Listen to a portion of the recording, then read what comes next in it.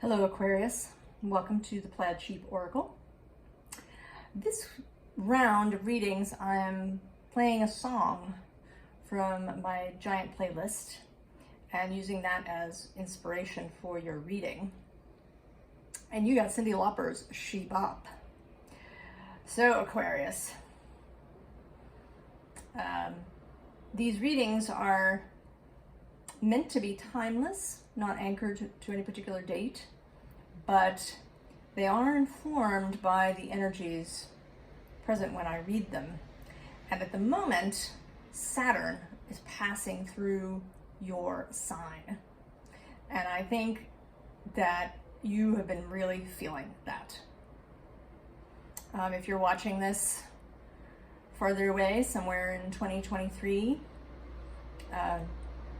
it may be something else that's making you feel this way, perhaps Saturn squaring or passing through a personal space in your personal natal chart.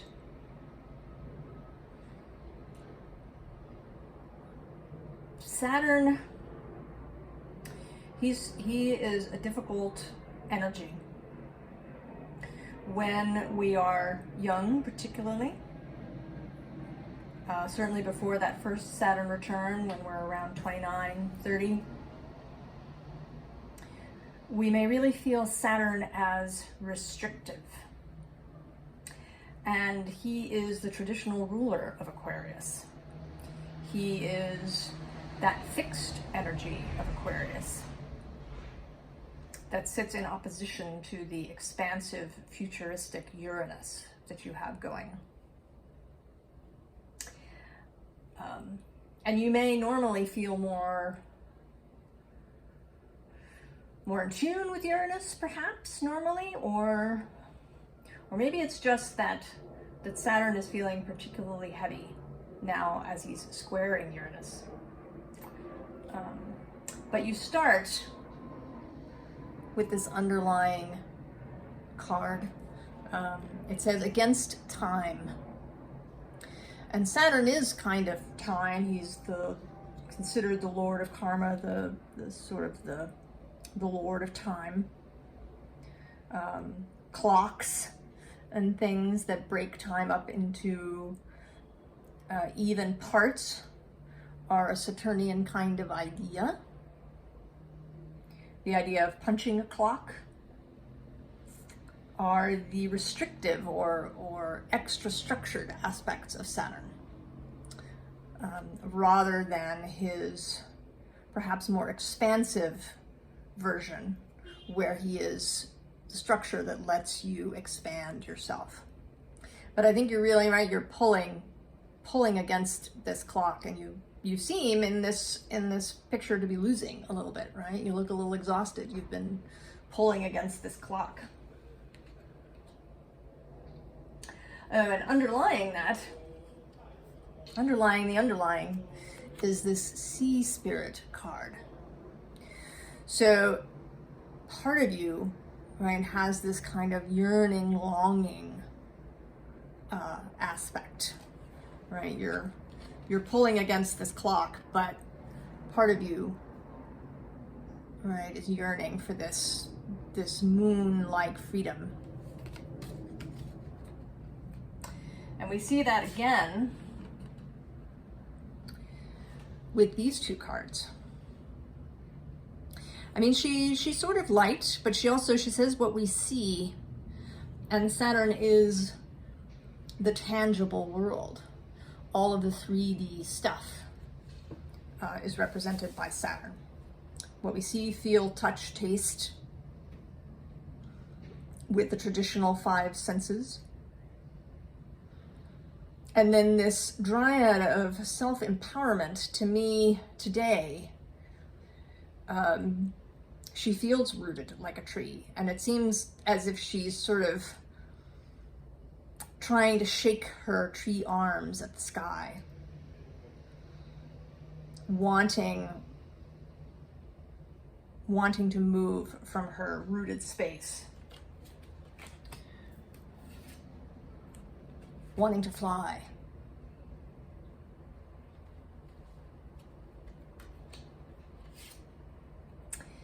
But here you are, Aquarius, on your bed of nails, really feeling the weight of things. This 10 of Wands responsibility card is showing up kind of below this 10 of Swords card. And while you're lying there, Spirit and your wider self are ringing this little bell with this beautiful moon energy, right? I sort of feel like this card is Cyndi Lauper's character, her voice in the song. In the song She Bop. She's ringing the bell to wake you up from this entrenched feeling that you've had going. To let yourself be carried away by the moon, by a real watery energy. You are the water bearer, Aquarius. Although you are an air sign, you carry the water with you. It's there. And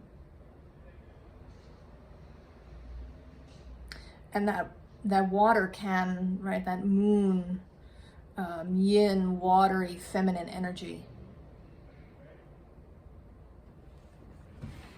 is calling you. And it may be, maybe that you've been talking to yourself, telling yourself about all your shoulds, things that you're supposed to be doing, in this time that we've been traversing. Many things have been at a standstill, stuck in the mud, uncertain. We don't know where things are going.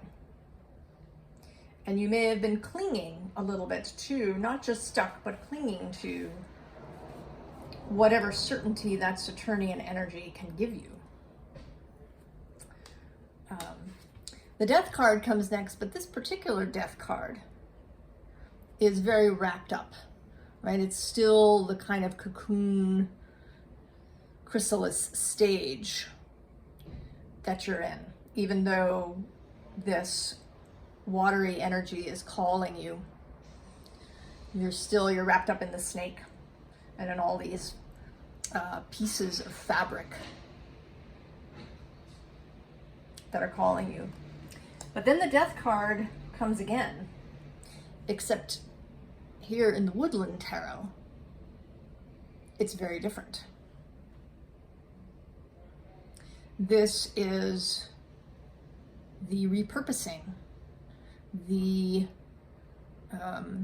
use of what has died to create new life. And this card is the journey. So this is, right, you breaking out of the cocoon. And underneath that is the shaman. And today I see the shaman as your wider self, your guides and companions on this journey.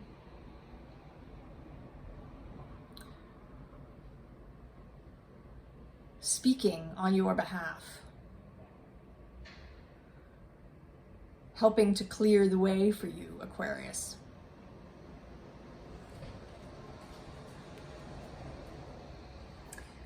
But you have to go, right? You have to go towards the moon. The moon is next. Moon on the water. You have to make this choice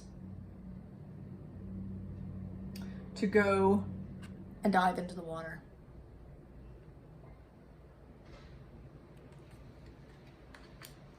To activate this Ace of Vessels, to bring to life your inner waters, your juiciness, Aquarius, that you carry with you.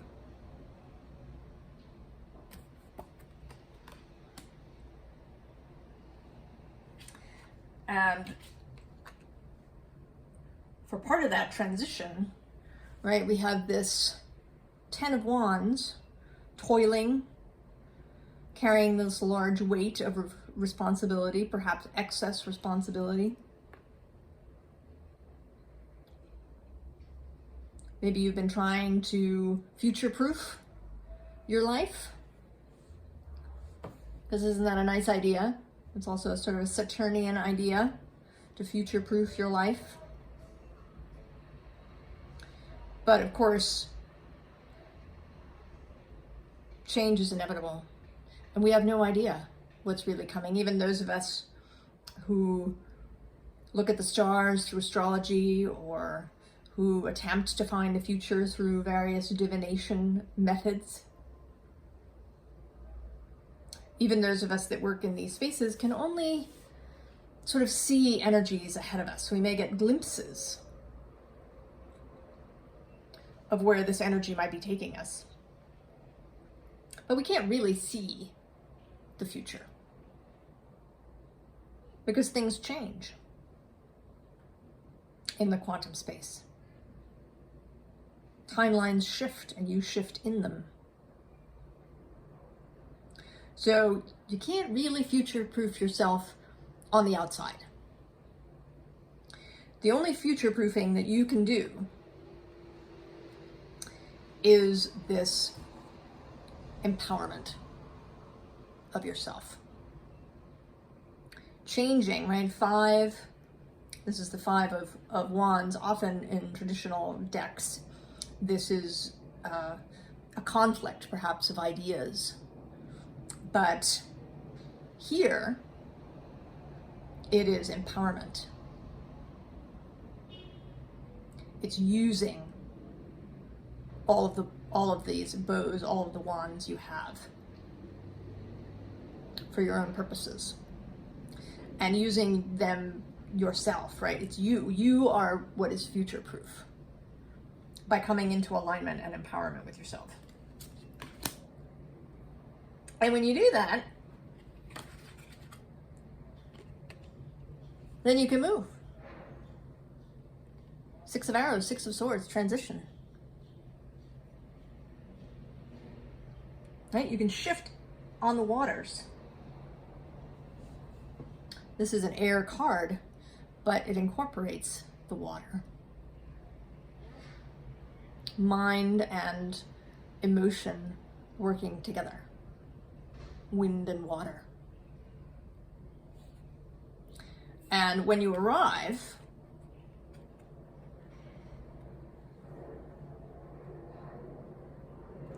you are here, this hooded man, this hermit.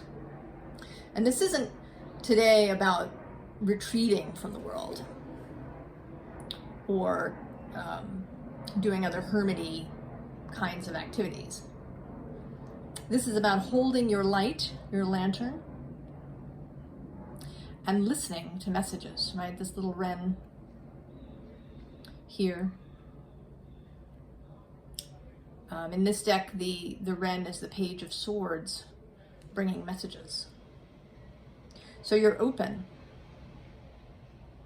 You're open to your own longings, your own desires, your own directional compass, as well as to signals and messages from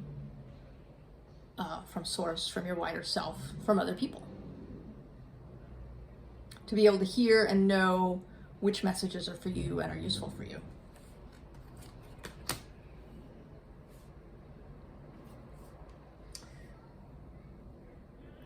Now this is Justice, but for me, this card often speaks of a transition, right? You're coming out of this shell that you've been in. right? You've gained clarity. You've gained a sense of perspective. You've gained a sense of peace within yourself. You've gained a unified will.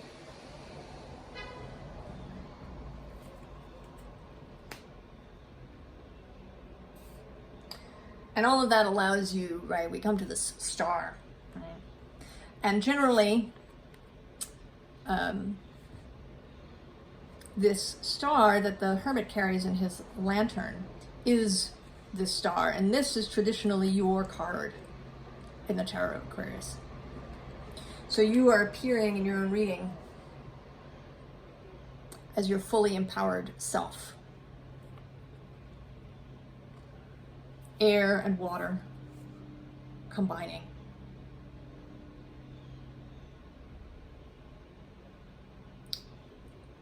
Hearing the call freely. And just to reiterate, the moon shows up again. So the moon here prominently several times.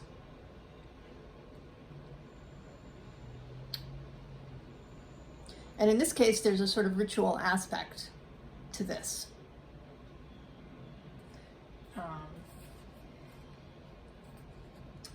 And the Queen of Voices is here too, and I think she is you as well, Aquarius, the Queen of Swords.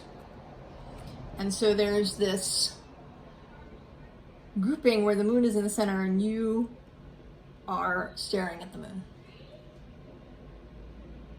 You are looking to the moon, to that watery, emotional self for guidance.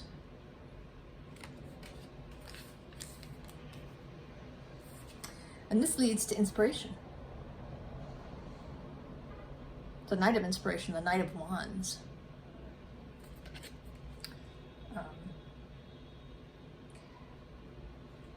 I really like this card, right? His mane is fire. And there's these fireworks going on in the background. It's a very celebratory, excited, majestic, magical kind of Knight of Wands. And this Knight of Wands is going to enable you to get out of this devil energy.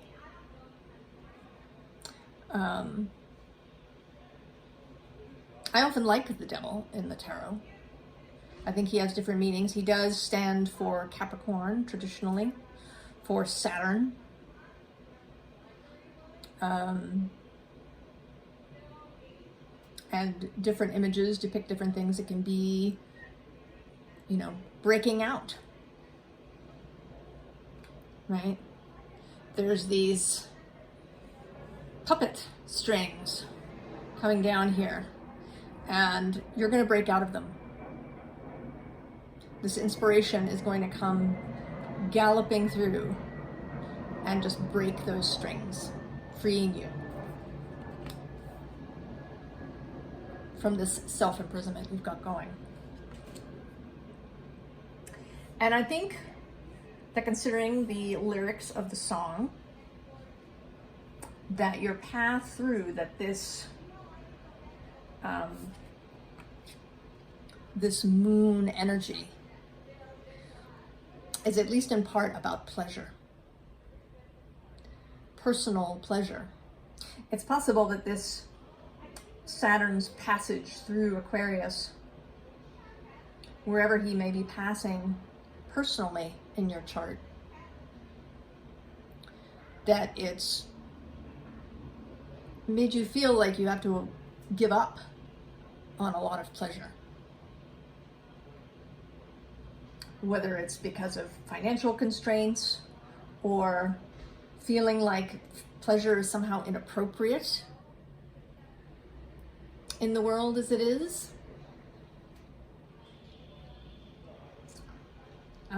Or, what things may be going on in your life or your work life. But this reading is here to tell you that this is an error. Pleasure is never an inappropriate thing when you follow your own internal compass, your internal waters. Because we're human. We actually wouldn't be able to exist physically without Saturn. He can be the chalice, right, that holds your inner waters, where you can bathe. I sort of picture a giant bath-sized chalice made of crystal that you can bathe in by the moonlight and do whatever else you like to do by the moonlight. If you've given up on pleasure or put it to the side or told yourself you shouldn't be indulging in any way, stop it. I know there is suffering. People in the world are having a very hard time. But that will always be true. Perhaps always. That at some point, there is always someone who is in trouble. And you're avoiding pleasure, you're locking yourself up, is not going to help those people. Not even a little bit. In fact, because everything is energy and everything is connected, you're lying on this bed of nails. You're carrying this weight everywhere. Is just exacerbating that energy everywhere. Now, this doesn't mean that you just drop everything.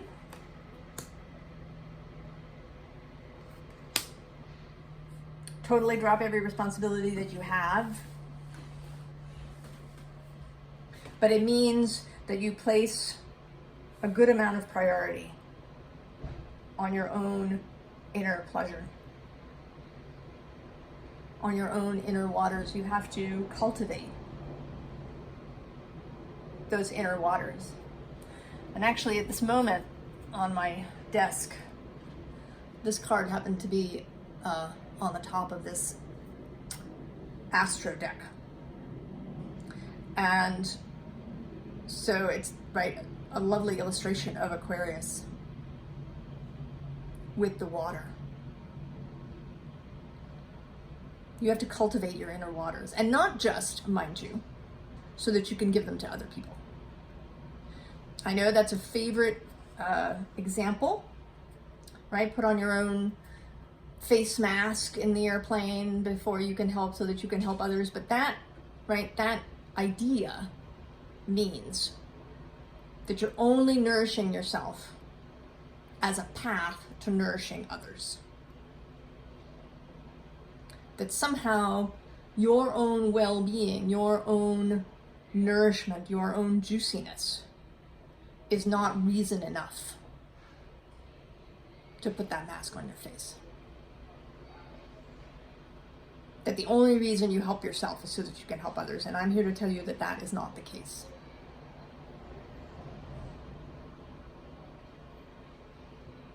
That our personal pleasure is important. Because every individual is important. We are not here solely to give to others. That's a lovely thing, to give to others. And it's a sort of a nice result of keeping yourself juicy internally, spiritually, emotionally, mentally. But you are important, and you are not Aquarius holding up the entire world, even though it may feel that way at the moment.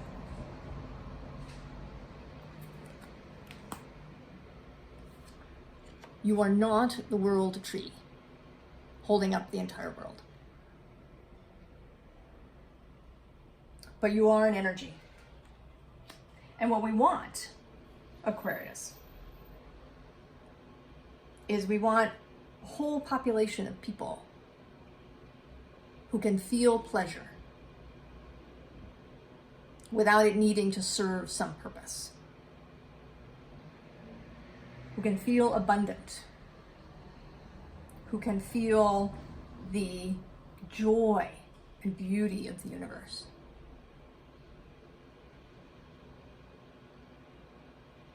So, Aquarius,